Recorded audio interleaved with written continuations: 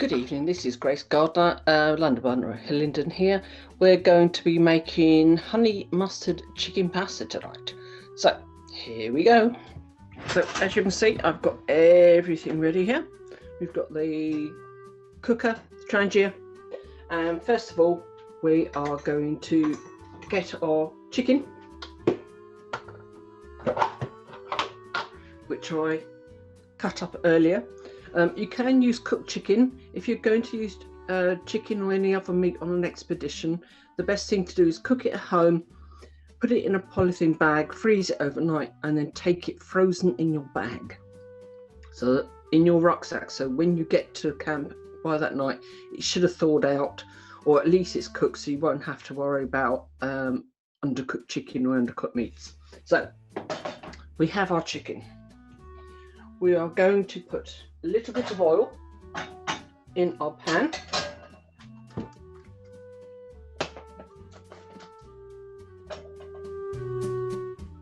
Just a couple teaspoons, maybe a little bit more, and we are going to light it with all these things because I kept breaking the matches last week.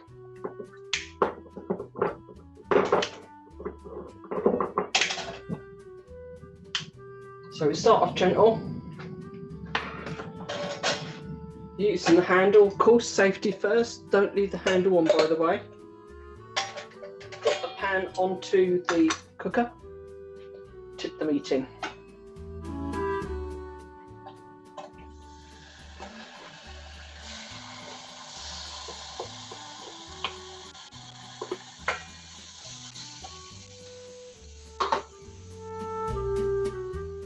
Give that a little stir till it starts to brown.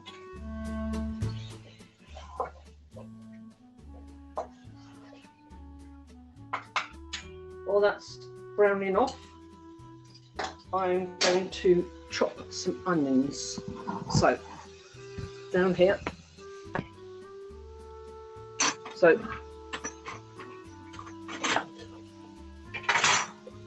because it's spring onions, we want to use as much of the onions as possible. So we just literally take off the very tops and the rest.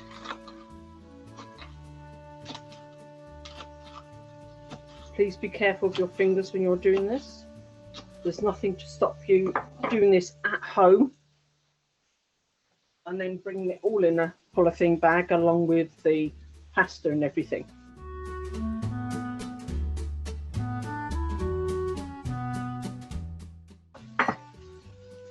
Right, so onions. We're going to give that a little stir and then come back to the chopping board, which is why I'm not losing the camera. So we've got onions and chicken cooking. And I decided to make this extra tasty, and we're actually going to put the pasta in with the chicken so it actually tastes nicer. So the pasta's going to take 10-15 minutes. That's enough to cook the chicken. If you're not sure, just pre-cook the chicken. This is 150 grams of pasta shapes. I've decided to get some tricolour to make it a bit more interesting. We're going to put that into the pot, and we're going to add 2 cups of water. So one of pasta, 2 of water.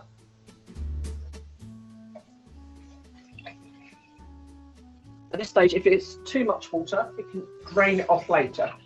So I'm now going to turn it up.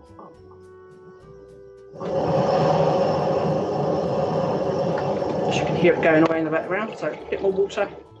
So that's be 2 cups. We'll fill the trangia. So be warned. So while that's cooking, give it a little stir, so make sure nothing's stuck. The pasta I'm using will take about 10 to 15 minutes to cook. If the outside conditions are very cold, it may take a little bit longer, but we are going to add some tomatoes. So if you cut them in half and then lay them down flat, they don't run away. Simple. So just cut it up into small pieces. Again, mind your fingers. Drop them into the pot. That's the whole thing with one pot cooking. It's just everything just gets chopped up, chucked in one pot. You don't have lots and lots of messy bits everywhere. So again, into the pot. I'm actually only going to use 2 of these tomatoes because they're quite large. Keep your fingers out of the way. This is a very sharp knife.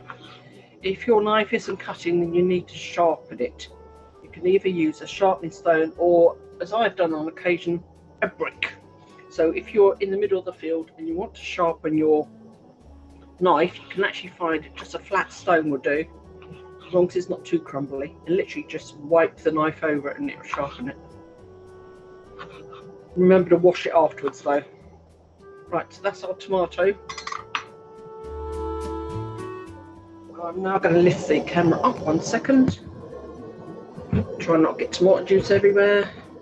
Right, so back on the pot. So as you can see, that is quite full. Hope you can read the recipe from there. It says sheep messing it up. So literally about 2 tablespoonfuls of mayonnaise, 150 grams of pasta shakes, which is basically one of these cups full. I'm using the same cup each time so you know how to measure it. A teaspoon of whole grain mustard. That's the one with the bits in, all right? So it's not the brown one, which is French mustard. It's not yellow, which is English mustard, but this is whole grain. It just tastes nicer. So as you can see, that pot is pretty full, so I'm going to have to be careful to not spill it everywhere.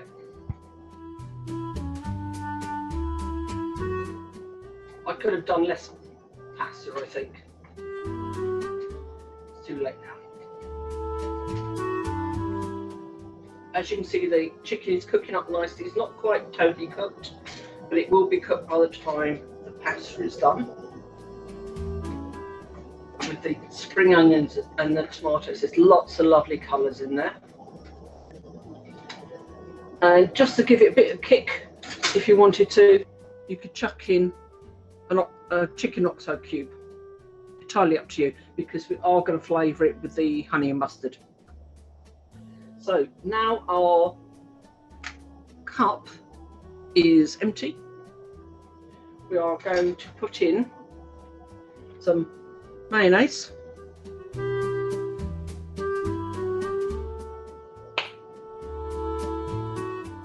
So about 2 tablespoonfuls.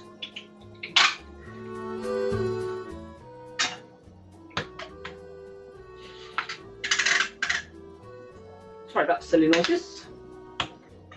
So about that much. Don't know if you can see that on the camera. And we're going to add a little bit of mustard to that.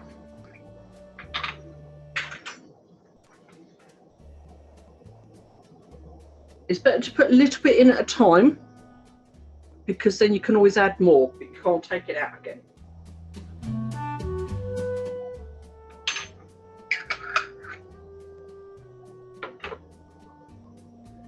So we'll give that a stir.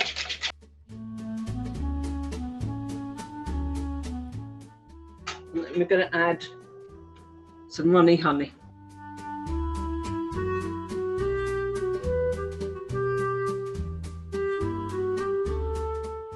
This just offsets the vinegar in the mustard. So a little bit of honey in there. And also with the honey, it's gone quite gloopy, which would be nice, because then once we've drained the excess water off of the pasta, that will coat the pasta really, really nicely. If you wanted to, you could throw in some fresh basil in there, chopped up, but I'm just going to have the honey and the mustard and the mayo. If you use salad cream, it does turn out a little bit too acidic. So as you can see, the pot is getting quite full.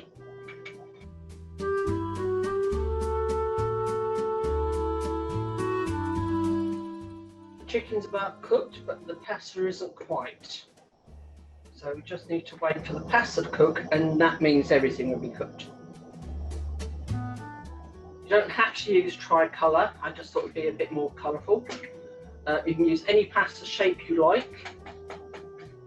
The only thing to remember is however much pasta you put in, it will double in size. It's like rice. So you have to put in 1 load of pasta, 2 loads of water.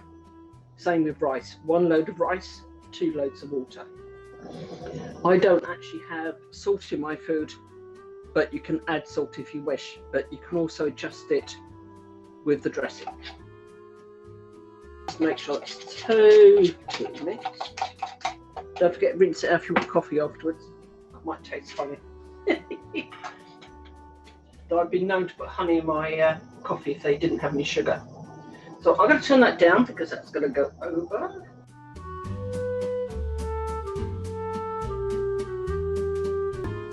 So I think I put too much pasta in. I may have to dip some out in a minute,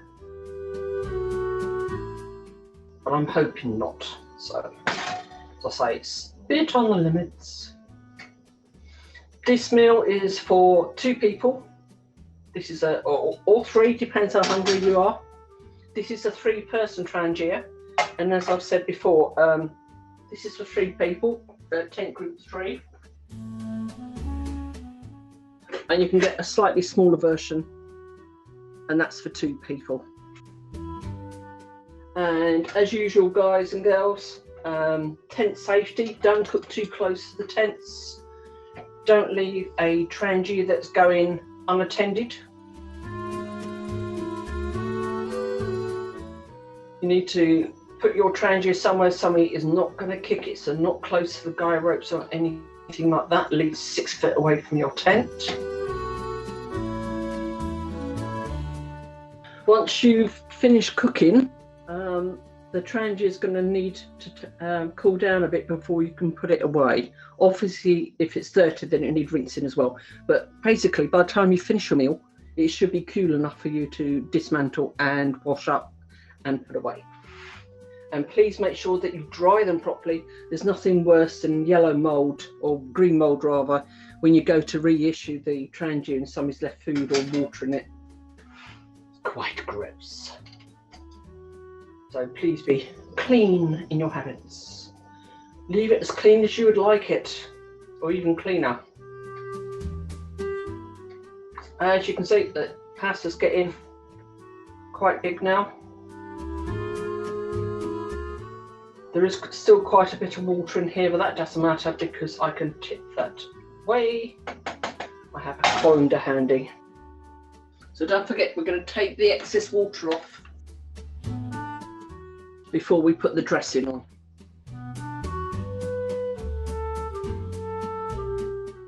Also with this, because it's honey mayonnaise, you can actually just cook this first and then not add the dressing until later, and then you can actually have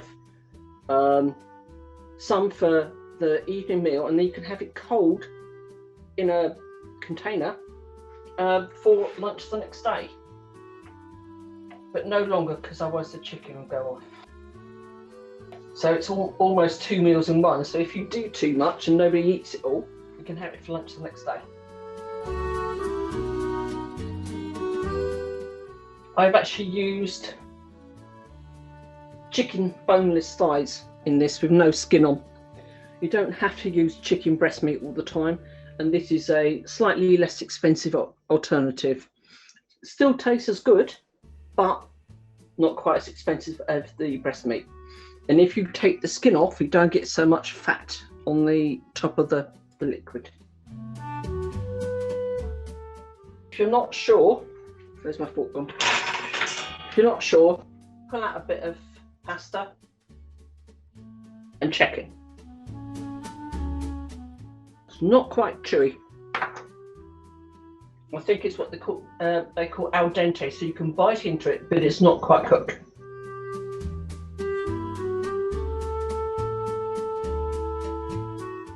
And the chicken, being in small pieces, is now cooked. In fact, I would check that as well. Yep, as you can see, it's now cooked. If in doubt, cook it a bit longer.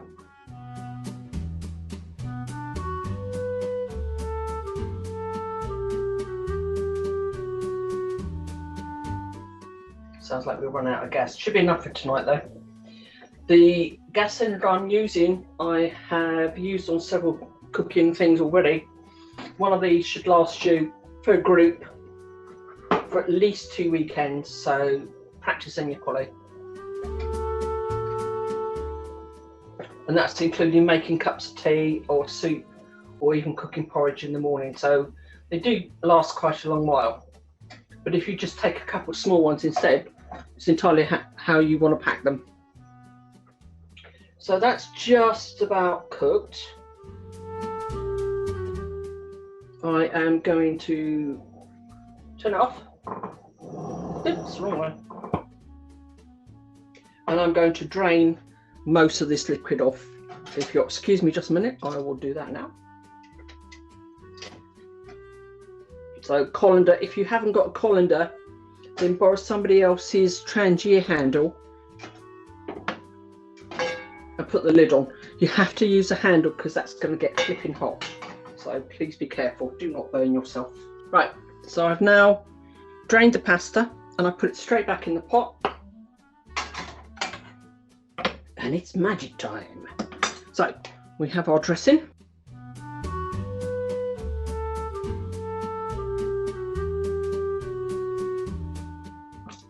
And yummy time. So tip the dressing on top and you literally just stir it in. And obviously if you think that you haven't got enough dressing, just make up some more. So it's coated, but it's not what I call sloppy. So you're having a taste of it, you're not swimming in it. Okay guys and girls, happy eating. So I hope you enjoyed that recipe and you're going to try it at home. Please let me know if you have, and bye for now.